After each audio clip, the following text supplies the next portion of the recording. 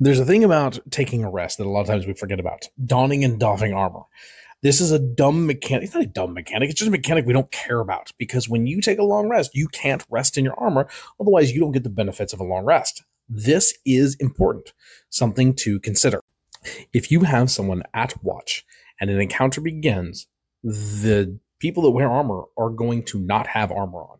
It is that simple. Otherwise, the encounter wouldn't happen. Light armor takes a minute to put on, medium armor 5 minutes, and heavy armor 10 minutes. Regardless if that's real or not, that's the mechanics of the game. And so, what that does is for those of us that are having resting people, resting in basically dangerous areas, every time something shows up at night, whether it intervenes or not, those people are going to have to make the decision to either put on or take off their armor. And that's a choice they're going to have to make.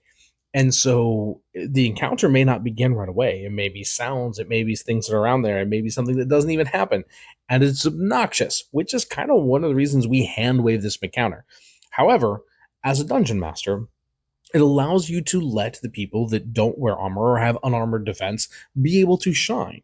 They are the ones that become the tanks in the front line because an encounter happens in which they don't have time to put on their armor. This is something that can happen often.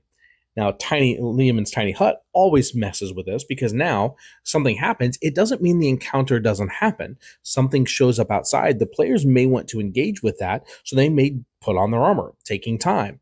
Tiny hut allows for that to happen. Then the encounter happens with them at full strength. So donning and doffing armor is not something as a mechanic you really want to focus on the time, but just is it capable for your players to get their armor on or not before an encounter starts?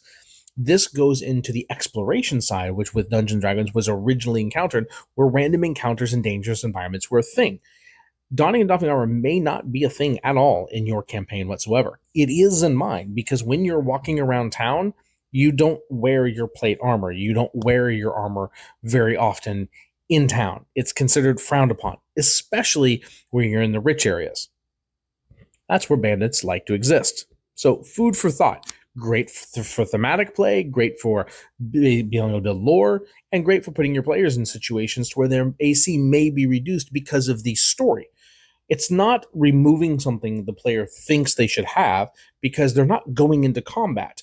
We don't walk out of our house every single day and put on our armor just because we are up. Most of the time, when we're in cities and towns and safe places, we're not putting on our armor. That's just not something we're doing unless it is.